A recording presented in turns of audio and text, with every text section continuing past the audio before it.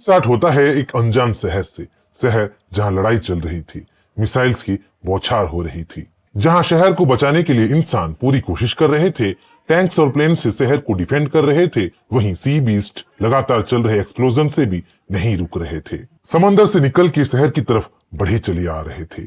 सी beast को इस बार lead कर रहा था एक giant coral crab. Giant coral crab second transcend level का एक बीस्ट था, जो अपने सख्त सेल से अपने आप को और दूसरे सी बीस्ट को गोलियों के मिसाइल्स के बौछार से बचा रहा था। सी बीस्ट और इंसानों की लड़ाई से पूरा शहर जलने लगा था। सी बीस्ट का आतंक दिन ब दिन बढ़ता चला जा रहा था। मिलिट्री फोर्स जायंट सी क्रैब और उसके सी बीस्ट के सामने टिक नहीं पा रहे थे। वो फ्रीडम फेडरल रीइंफोर्समेंट से मदद की उम्मीद कर रहे थे, पर मदद आया नहीं था। उनके आंखों के सामने पूरा शहर जल के राख हो गया था। सीन शिफ्ट होता है केनियन पे, जहां साउकिंग अपने मास्टर जियू को एक एड्रेस दे रही थी। एड्रेस साउकिंग के गांव का, जहां जियू को अपने फॉल्कन्स भेज के कुछ लाना था, क्योंकि साउकिंग अपने स्पिरिचुअल स्पिरिट बॉडी के साथ उस चीज को नहीं ला सकती थी। जब फॉल्कन्स डेस्टिनेशन पे पहुंचते हैं तो एक सिलेंडर कंटेनर के साथ साउलिंग पहले से ही वहां पे रेडी थी। क्योंकि सालों बाद फॉल्कन साउलिंग से मिल रहा था, अपनी बहन से मिल रहा था, तो दोनों के मिलने का नजारा देखने लायक था। जाओ, मास्टर को ये सिलेंडर दे दो, उसे कहीं गिराना मत। मैं भी कुछ देर में अपनी बॉडी छोड़ के मास्टर के पास जा रही हूँ। जब साउकिंग अपने स्पिरिचुअल बॉडी में जियू के पास पहुंचती है तो देखती है कि जियू पहले से ही सिलेंडर खोल चुका था। सिलेंडर में उसे एक गोल्डन आंट मिला था। साउकिंग से जियू को पता चलता है कि गोल्डन आंट को हजारों करोड़ों आंट की सेक्रीफाइस करके लैब में तैयार किया गया था। क्योंकि आंट की जिंदगी बस 2 दिनों की थी और उसकी जिंदगी खत्म होने वाली थी, इसीलिए साउकिंग उसे लेके आ पाई थी। आंट लेवल 1 में था, पर अवेकन स्टेज में पहुंच चुका था। जियू के सामने एक मिरेकल था, जिसको इंसानों ने बेकार समझ के ठुकरा दिया था। अपने 6 शार्प लेग्स और स्पेशल इंटेलिजेंस के साथ गोल्डन आंट जियू के लिए ब्लेसिंग इन डिस्गाइज था। तालाब के डायल्यूट लाइफ ऑफ एसेंस के कुछ बूंदों से जियू मरते हुए गोल्डन आंट के शरीर में जान फूंक दिया था। देखते ही देखते golden ant life of essence पा के इवॉल्व हो जाता है, म्यूटेंट गोल्डन आंट में ट्रांसफॉर्म हो जाता है और लेवल 5 में पहुंच जाता है। म्यूटेंट गोल्डन आंट, जिसका innate ability heaven shaking power था, जो लाखों चींटियों की पावर पोजेस करता था, जो अपने 6 शार्प शिकल जैसे लेग से कुछ भी काट सकता था और जो फ्यूचर में अवेकन हो सकता था, वो अब जियू के अंडर आ चुका था। आंट की एबिलिटीज परखने के लिए, उसकी टेस्ट लेने के लिए जियू उस पे अपनी ब्रांचेस से अटैक कर देता है। जिस अटैक से हनीपॉट बैजर हमेशा घायल होता था, मार खाता था, उसी ब्रांचेस के अटैक को गोल्डन आंट ब्लॉक करने की कोशिश कर रहा था, डॉज करने की कोशिश कर रहा था। जहां रिजल्ट देख साउकिंग सरप्राइज थी, वहीं जियू गोल्डन आंट की स्पीड को देख खुश हो रहा था। थैंक यू मास्टर, मुझे बचाने के लिए। आज से मैं आपके लिए जान तक दे दूंगा, आपका सेवा करूंगा। जियू गोल्डन आंट की टेलीपैथी से कनेक्ट होकर सरप्राइज हो गया था। टेलीपैथी जो साउकिंग के सिवाय सिर्फ लेवल 9 के बीस्ट यूज कर सकते थे, वही टेलीपैथी को लेवल 5 का गोल्डन आंट यूज कर पा रहा था। क्या देख रहे हो बेवकूफ शेर, तुम लेवल 9 में पहुंच के भी टेलीपैथी यूज नहीं कर पा रहे हो। तुम एक बेवकूफ उल्लू टाइगर हो। मैं इस आंट के साथ नहीं रह सकता, ये मुझे बुली कर रहा है, परेशान कर रहा है। अरे कोई नहीं, जो लेट डेवलप होते हैं वो बहुत स्मार्ट बनते हैं।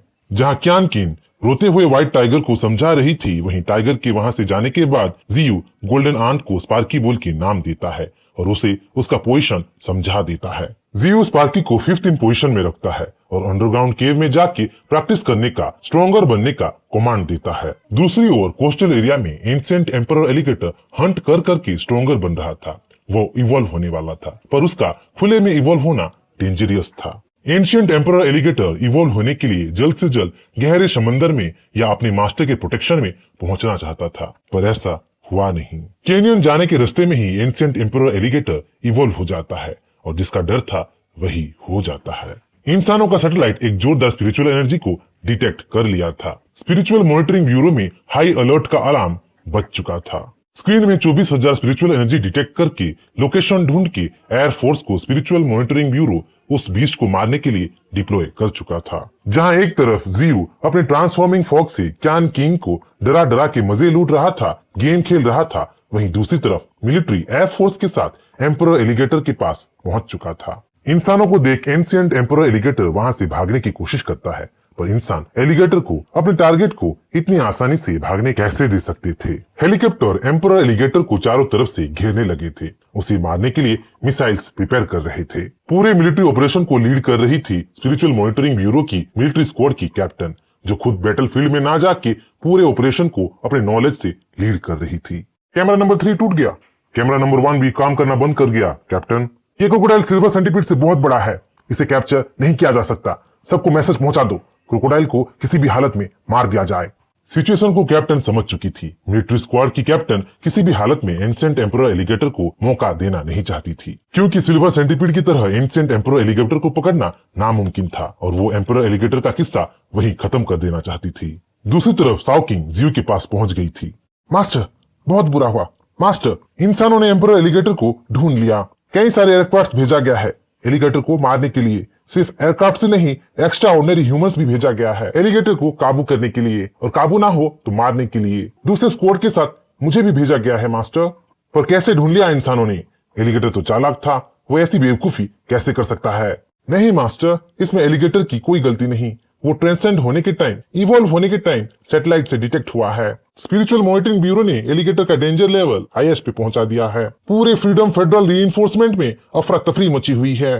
जीयू मौके का गंभीरता समझ चुका था। जो freedom federal reinforcement silver centipede के मामले में अपना टांग नहीं अड़ाया था, वो freedom federal reinforcement emperor alligator के मामले में अपनी टांग अड़ा रहा था। एक्शन में आ गया था, मामला को क्रिटिकल कर रहा था। जीयू साओकिंग को संभाल के रहने को और अपडेट देते रहने को बोल के उसे वहां से विदा कर देता है और सिटी मार के सारे फॉल्कन्स को बुलाने लगता है। फॉल्कन्स जो जीयू के पहले बीस थे, आसमान के चैंपियन थे। उन्हीं फॉल्कन्स को एंशिएंट एम्परर एलिगेटर को बचाने का, कैनियन में लाने का रेस्पॉन्सिबिलिटी जीयू दे देता है और जरूरत पड़े तो प्लेन्स को चकनाचूर करने का कमांड भी जीयू दे देता है। जहां बिजली की रफ्तार से फॉल्कन्स अपने मास्टर का कमांड पूरा करने के लिए कैनियन से उड़ चले थे, वहीं जीयू सोच में पड़ गया था कि अचानक फ्रीडम फेडरल रीइंफोर्समेंट एक्शन में क्यों आया था। जीयू मन ही मन सोचने लगा था कि कहीं उससे कुछ इन्फॉर्मेशन छूट तो नहीं गया, कहीं कुछ गड़बड़ तो नहीं है। दूसरी तरफ हेलीकॉप्टर्स और एम्परर एलिगेटर के बीच जंग छिड़ गई थी। जहां एलिगेटर बड़े बड़े पत्थर अपने पूंछ से उठा के हेलीकॉप्टर्स पे लॉन्च कर रहा था, वहीं मिलिट्री हेलीकॉप्टर्स कॉन्टिन्यूअसली फायरिंग कर रहे थे। अपने मिसाइल से, अपने मशीन गन से एलिगेटर पे धमाके कर रहे थे। अब एलिगेटर का जीना या मरना फ्रीडम फेडरल रीइंफोर्समेंट के नेक्स्ट मूव पे और जीयू के फॉल्कन्स की स्पीड पे टिका हुआ था।